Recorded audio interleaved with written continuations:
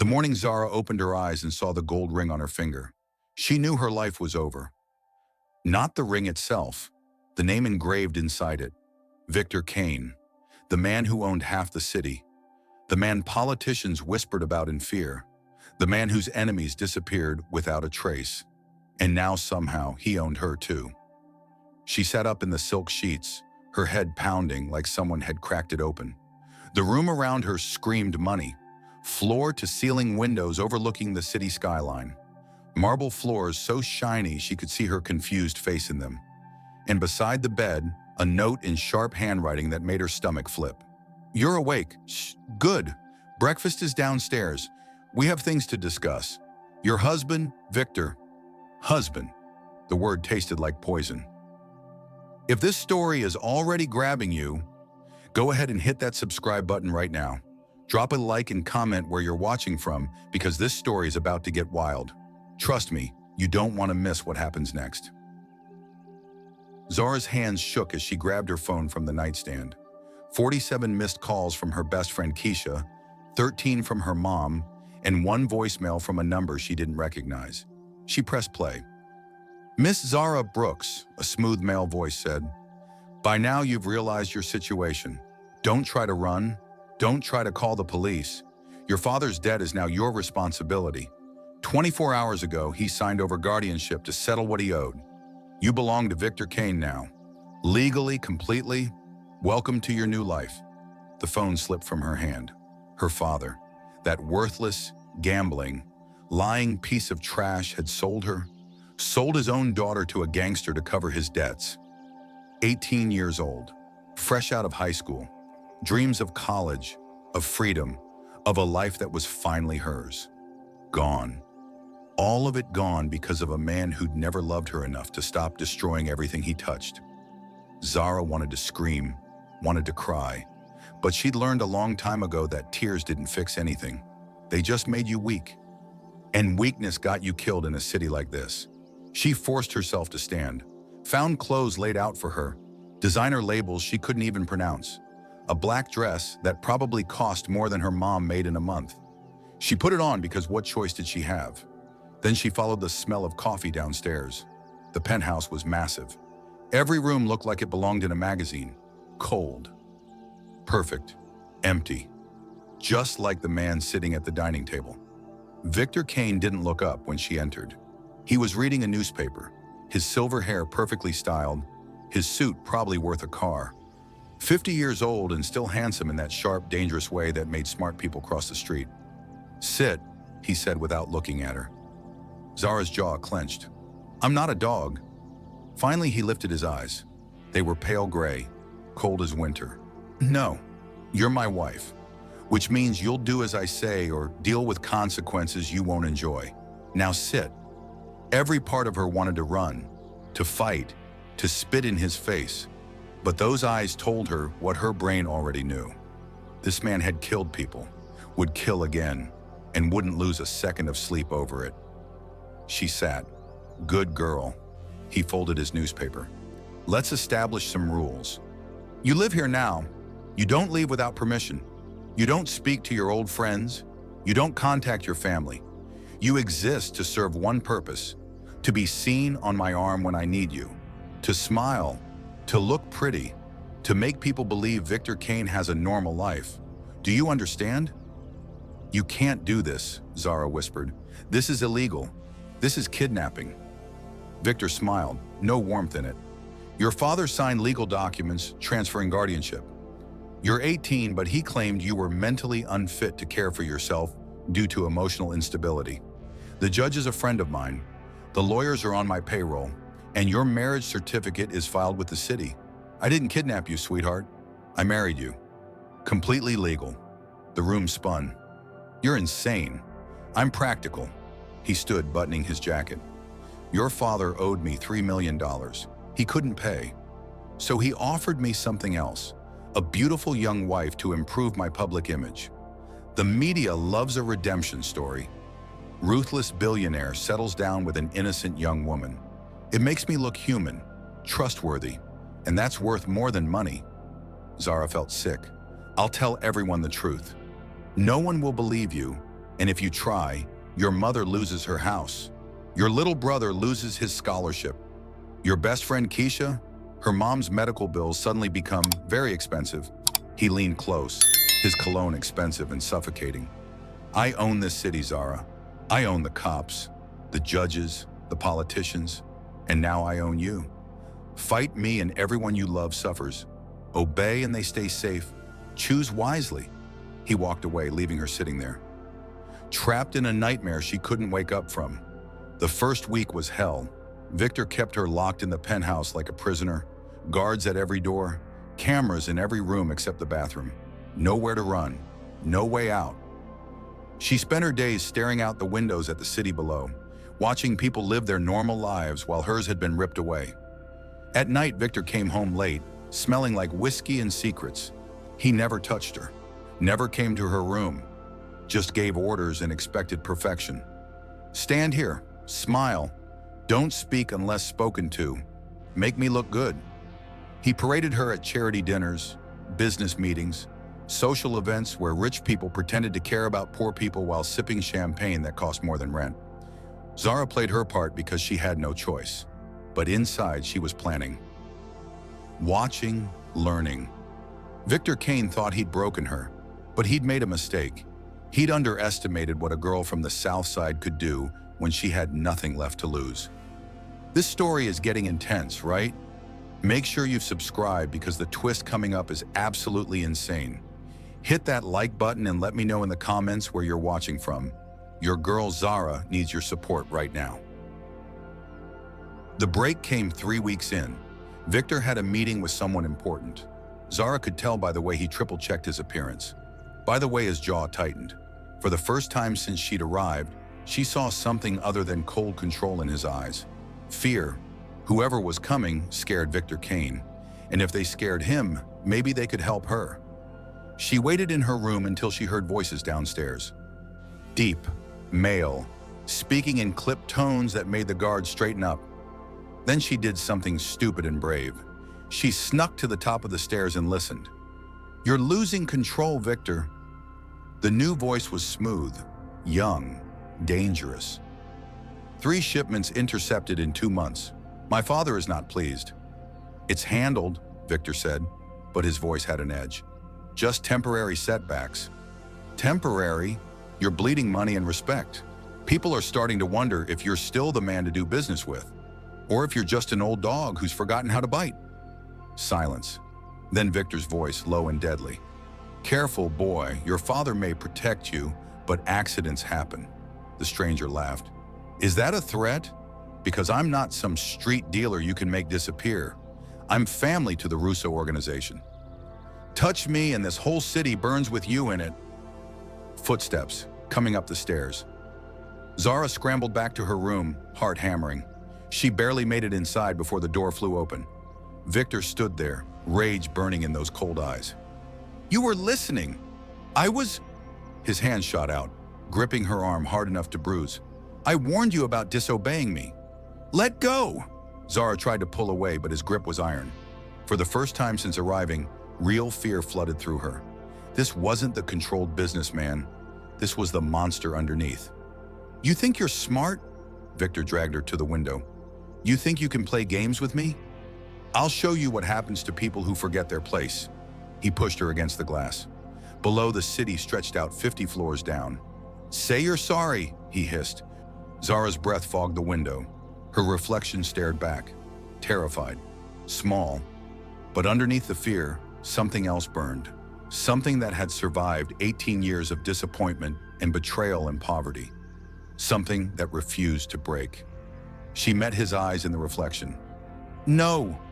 Victor's face twisted. For a second, she thought he might actually push her through the glass. Then his phone rang.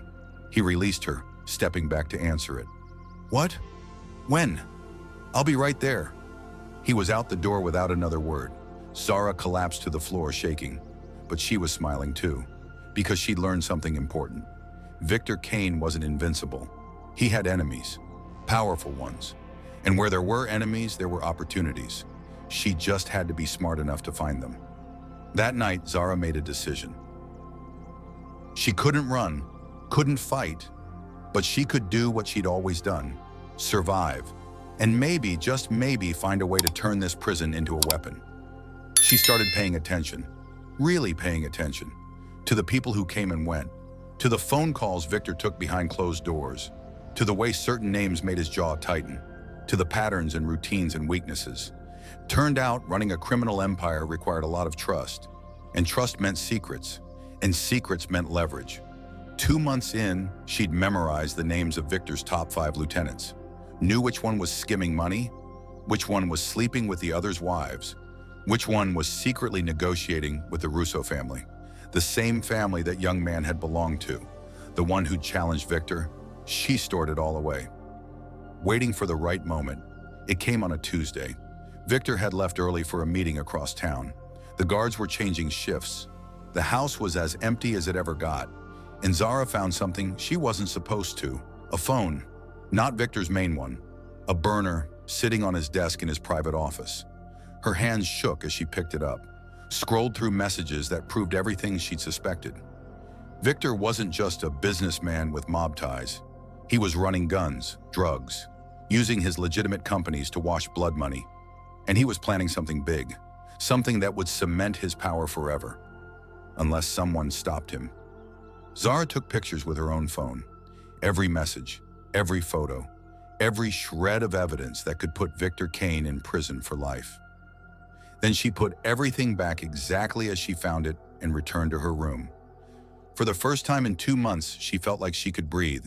She had power now, real power, the kind that could destroy the man who'd stolen her life. But she had to be careful, had to plan, because if Victor found out what she knew before she could use it, she was dead, and so was everyone she loved. You still with me?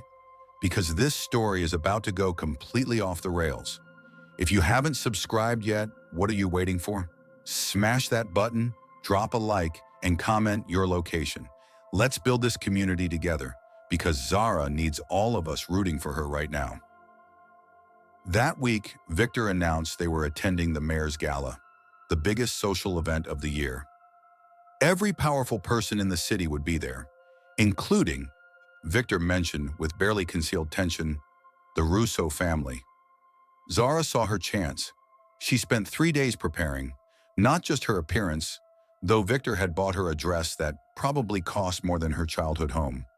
No, she prepared her story, her approach, her escape plan, because she was about to do something that would either free her or get her killed. The gala was exactly what she expected. Fake smiles, expensive jewelry, people pretending they weren't all criminals and liars. Victor kept her close, his hand possessive on her waist, showing her off like property. She played the role perfectly, smiled, laughed at boring jokes, made small talk about nothing, and waited. The Russo family arrived late, made an entrance. The father was old, powerful, dressed in a suit that screamed money and danger. But it was the son who caught Zara's attention. The young man from that day, the one who'd challenged Victor in his own home. He was maybe 30, dark hair, sharp suit, eyes that saw everything. When his gaze landed on her, something flickered. Recognition, interest, calculation. His name was Leo Russo, and he was Victor's biggest threat. Perfect. Zara waited until Victor was deep in conversation with the mayor. Then she excused herself to the bathroom, took a longer route that would lead her past where Leo stood with his crew, and accidentally on purpose bumped into him. "Sorry," she said, loud enough for others to hear. Then quieter. "I need to talk to you, alone. It's about Victor." Leo's eyes narrowed. "I don't take meetings with my enemy's wife. Even if I can give you everything you need to destroy him." That got his attention. He studied her for a long moment, then nodded toward a side hallway. 2 minutes. They slipped away from the crowd. Found an empty room. Leo closed the door and leaned against it, arms crossed. "Talk." Zara pulled out her phone, showed him the pictures, watched his expression shift from suspicion to shock to cold satisfaction. This is everything. His operations, his contacts, his plans. Enough to end him. "Why?" Leo asked. "Why betray your husband?" "He's not my husband. He bought me. My father sold me to cover his debts. I'm his prisoner, not his wife, and I want out.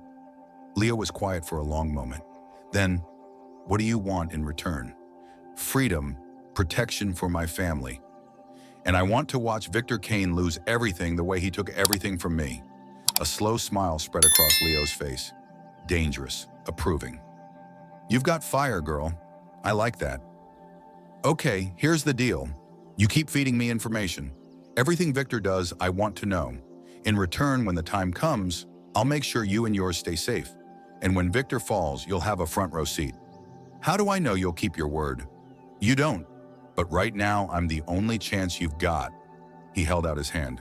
Deal? Zara looked at that hand. Knew she was trading one devil for another. But at least this devil was offering her a choice. Was treating her like a person, not property. She shook his hand. Deal. They exchanged numbers, made plans to communicate through encrypted apps. And then Zara slipped back to the party before Victor noticed she was gone. But someone had noticed. When she returned to Victor's side, his eyes were colder than usual. Where were you? Bathroom. The line was long. He studied her face. You look flushed. It's hot in here. Victor's hand tightened on her waist. Painful. Don't lie to me, Zara. I can always tell when someone's lying. Her heart hammered, but she forced herself to meet his eyes, to smile. I'm not lying, I'm just tired. Can we go home soon? For a terrible moment, she thought he knew, thought it was over. Then he released her.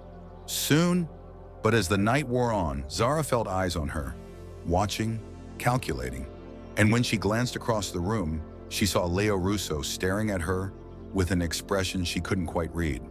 She'd started something tonight, something that couldn't be undone, and she prayed she'd live long enough to see it through. The next 3 months were the most dangerous of Zara's life. During the day, she played the perfect wife, smiled for Victor's business associates, stood quietly during his meetings, made him look good. And at night, when he was out handling business, she copied files from his computer, photographed documents, recorded conversations through the vents. Everything went to Leo, and slowly Victor's empire started to crack. Shipments went missing, business deals fell through. People he trusted disappeared or turned up dead. Victor grew paranoid, violent, started suspecting everyone, his lieutenants, his partners, but never his quiet, obedient wife. Zara watched him unravel with grim satisfaction. Watched the man who'd stolen her life lose control of his own, and she felt no guilt, only the cold burn of revenge. But revenge had a price. 4 months in, Victor came home covered in blood, someone else's blood. He poured himself a drink with shaking hands, his control finally cracking. They're coming for me, he said, talking to himself more than her. The Russos, they know everything, everything. Zara sat perfectly still. What are you going to do? Fight. I didn't build this empire to lose it to some young punk who thinks he's smarter than me. He drained his glass. We're leaving tomorrow, out of the country. There's a place in Brazil, no extradition. We'll disappear, start over. Ice flooded through her. No! Victor's eyes snapped to her. Excuse me? I said no, I'm not running with you. I'm not disappearing to some other country to be your prisoner forever. I'm done. He moved so fast she didn't have time to react, his hand around her throat, slamming her against the wall. You don't get a choice. You're mine, and you'll do what I say or I'll kill everyone you love before we leave, starting with your brother. Zara clawed at his hand, gasping. You won't make it to tomorrow. His grip loosened slightly. What? She smiled, even as her vision spotted. Even as she couldn't breathe, she smiled. The police are already on their way. So are the Russos. I gave them everything, every crime, every murder, every dirty deal. It's over, Victor. You lost. The look on his face would have been funny if she wasn't dying. Shock, rage, betrayal. He threw her to the ground, pulled a gun from his jacket. You stupid little girl. You really think they'll protect you? You think Leo Russo cares about you? He's using you just like I did. And when he's done, he'll throw you away. Maybe, Zara gasped, struggling to breathe. But at least I'll be free when he does. Sirens, loud, close, getting closer. Victor's hands shook, the gun pointed at her head. For a terrible second, she thought he'd do it. Thought she'd miscalculated, pushed too hard. Then the door exploded inward. Police, federal agents. And behind them, Leo Russo, looking like the devil himself. "Drop the weapon, Kane," someone shouted. Victor looked at her one last time, hate burning in those cold eyes. Then he turned the gun on himself. The shot echoed forever. Still here? Then you're real ones. Hit that subscribe button if you haven't already. Drop a like. And comment where you're listening from, because this story isn't over yet. The biggest twist is still coming. They arrested 17 people that night, seized $50 million in assets, shut down operations across 3 states. Victor Kane's empire collapsed in a single evening, and at the center of it all, Zara sat wrapped in a blanket, answering questions, watching her prison burn to the ground. Leo found her an hour later, sat beside her on the ambulance bumper. "You okay?" "I don't know. Ask me tomorrow." "You did good. Brave. Stupid, but brave." Zara looked at him, really looked at him. "So what happens now? You take over his territory, become the new king." "Something like that." He studied her. "You could stay, you know. Work with me. You've got a gift for this. Smart. Cold when you need to be. Could use someone like that. To be your prisoner instead of his. As my partner, real partner. Equal share, equal say. You help me run this city the right way." She should have said no. Should have walked away from this world forever. Gone back to her old life. Her mom, her brother, her friends. But as she sat there watching the police lead away men in handcuffs, she realized something. She didn't want her old life back. That girl was gone, dead, buried the morning she woke up with that ring on her finger. This new Zara, she was harder, smarter, dangerous, and she kinda liked it. 50%, she said, and I want my family protected, forever, and I make my own choices, about everything. Leo smiled, held out his hand. Deal. She shook it, sealing her fate for the second time in 4 months. But this time, she was walking in with her eyes open. This time, she was the one in control. 6 months later, Zara stood on the balcony of her new penthouse. Not as nice as Victor's had been, but it was hers, built with her own money, her own power. Below, the city hummed with life. Her city now, hers and Leo's. They'd restructured everything, cut out the drugs, focused on gambling, protection, and legitimate businesses that funded the less legitimate ones. People still feared the Russo name, but they respected it too. And they were starting to respect hers. Zara Brooks, the girl who'd taken down Victor Kane, the South Side kid who'd become a queen. Her phone buzzed, text from her mom. "So proud of you, baby.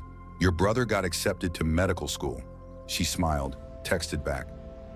Then poured herself a drink and watched the sunset paint the sky orange and gold. Was she a good person? Probably not anymore. She'd helped Leo do things that would make her old self sick.